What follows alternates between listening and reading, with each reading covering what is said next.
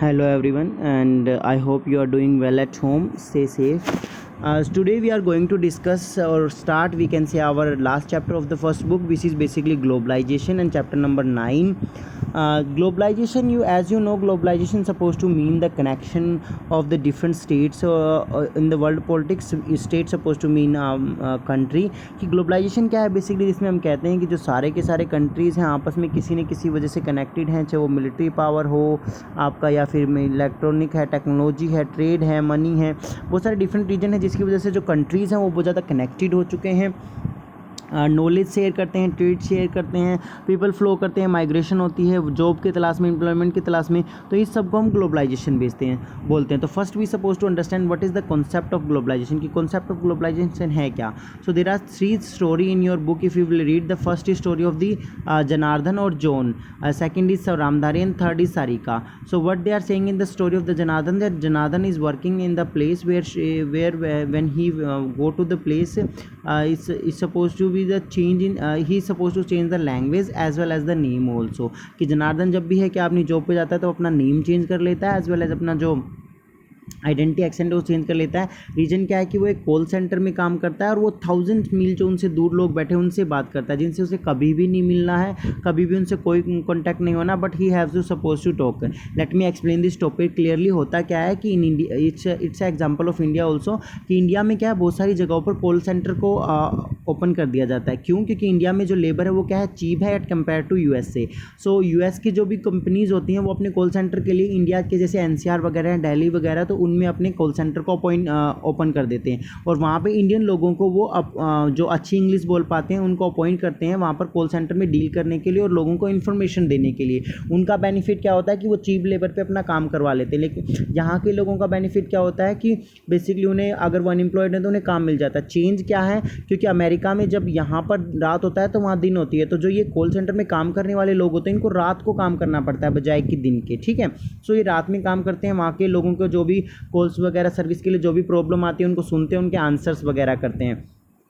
ठीक है, सो ये है फर्स्ट सिनेरियो। सेकंड ये है, लेकिन उन लोगों को भी नहीं पता होता कि वो जो कॉल कर रहे हैं वो बेसिकली इंडिया के किसी कॉल सेंटर में जा रही है, क्योंकि उनके अकॉर्डिंग तो वो US की कंपनी में ही कॉल कर रहे हैं और US की कंपनी ने अपना एक डिपार्टमेंट कॉल सेंटर के रूप में इंडिया में बना रखा है। ठीक है, because this is the idea of saving the money, so this is also utilisation of the cheap labour. So this is kind of the idea. Second है रामधारी। रामधारी के आइडिया में हम क्या डिस्कस कर रहे हैं कि Ramdhari just want to bought a bicycle for her daughter, and then he found lots of the bicycle at the market, and he searched for the good one, and he find a good one in the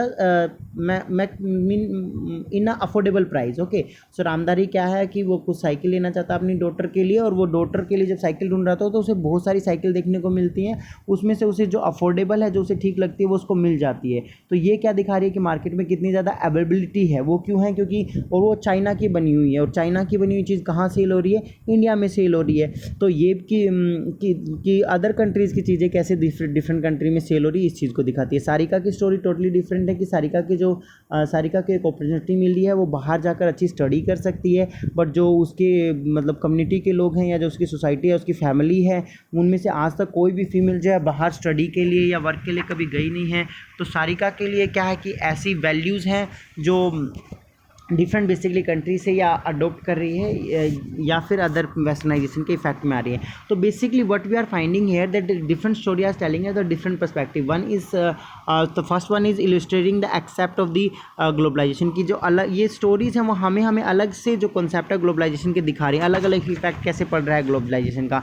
जैसे पहले पे service का effect पड़ रहा है कि लोग कैसे जो है एम्प्लॉयड हो पा रहे हैं, उनको एम्प्लॉयमेंट मिल पा रही है, लेकिन एम्प्लॉयड होने के साथ साथ उन्हें किस तरह की डिफरेंट काइंड ऑफ एम्प्लॉयमेंट उन्हें मिलता है। इवन उसमें ये भी लिखा था कि जो हॉलीडेज़ हैं जनार्दन की वो बिल्कुल डिफरेंट होगी, वो इंडियन कैलेंडर के अकॉर्डिंग नहीं होंगी। मींस की टाइमिंग जो है जनार्दन की वो US के कैलेंडर के अकॉर्डिंग चलेंगी, उसकी हॉलीडेज़ भी, उसकी वर्किंग टाइम भी, एवरीथिंग। वो इंडिया में है, इंडिया के अंदर काम कर रहा है, लेकिन काम किसके लिए कर रहा है? US की कंपनी के लिए। ओके, वो कंपनी कहाँ है? US में है, सेल वगैरह परचेज वगैरह सब US में। कस्टमर कॉल कहाँ से आएंगे? US से आएंगे। बात करने वाला कौन है? इंडियन है।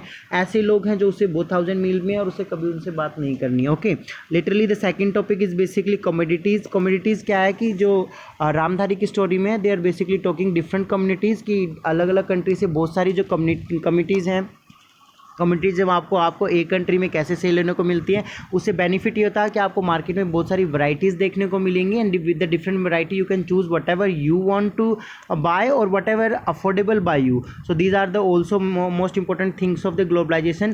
Third thing is conflict of the value that western idea is to promote the women empowerment, but there are certain community those who don't promote the women empowerment. So this is also idea which supported the women empowerment. In the next thing we were going to discuss about the various content of the globalization, that how the various contexts are totally affected by the globalization. First one is agriculture. If you will have a look on the book, you will find out that is written in your book that there will be a farmer, there will be a suicide in the farm agriculture community. There are many farmers who is doing suicide. Why they are doing suicide? Because of the crop failure. Why the crop is failing?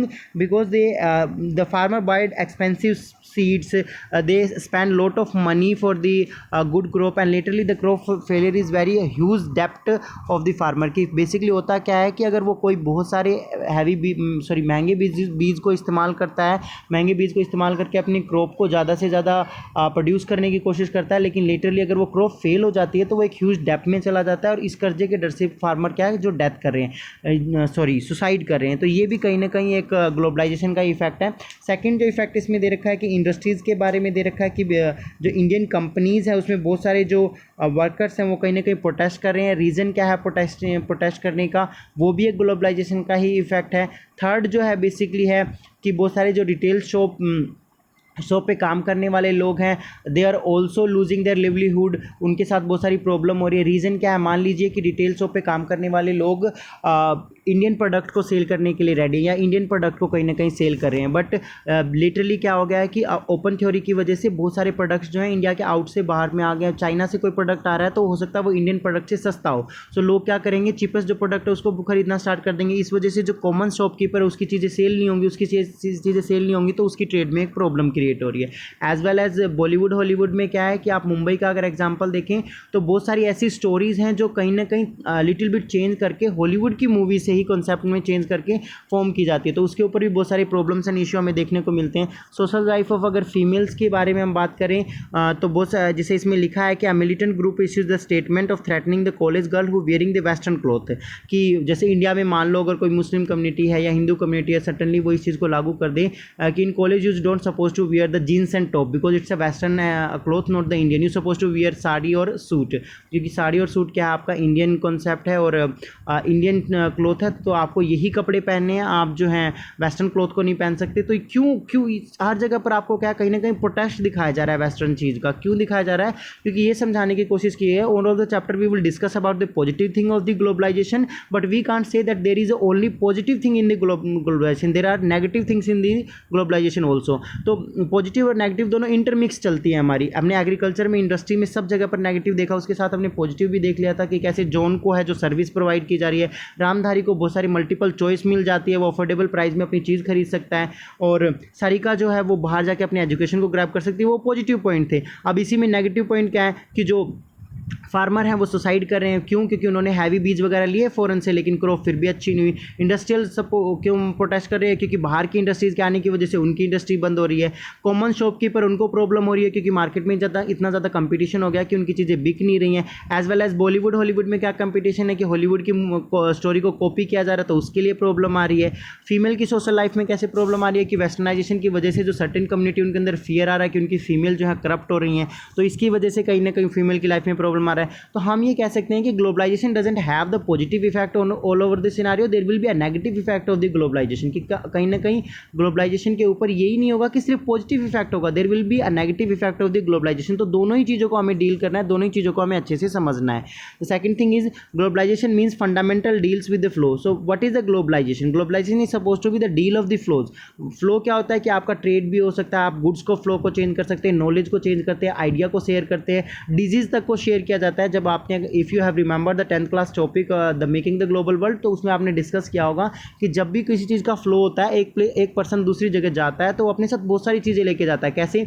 वो trade करने के लिए गया तो वो trade के साथ जो गुड्स लेके गया, ठीक है, अपनी नॉलेज को लेके गया, अपने कल्चर को लेके गया, अपने कल्चर के साथ अपने फूड कल्चर को या certain kind of the new technology को या कोई टैक्टिक जो उनके कंट्री में होती है उन सब को. सो बहुत सारी चीज़ें जब एक पर्सन दूसरी जगह, एक person one place to other place move करता है तो अपने साथ बहुत सारे डिफरेंट आइडियाज़ को क्या है वो अपने साथ लेकर चलता है। तो इसमें मैंने लिखा भी है कि suppose to be the idea, communities, people and capital, ये बहुत सारी चीज़ें हैं जो एक पर्सन के साथ दूसरी जगह पर मूव करती हैं। ठीक है, सो इसमें लास्ट क्या आपका मल्टी डायमेंशनल कॉन्सेप्ट, कि हम कहीं ना कहीं अगर देखें तो ग्लोबलाइजेशन कोई एक डायमेंशन कॉन्सेप्ट नहीं है। There will suppose be the multi dimension, means it will effect the political scenario as well as economical scenario as well as cultural scenario.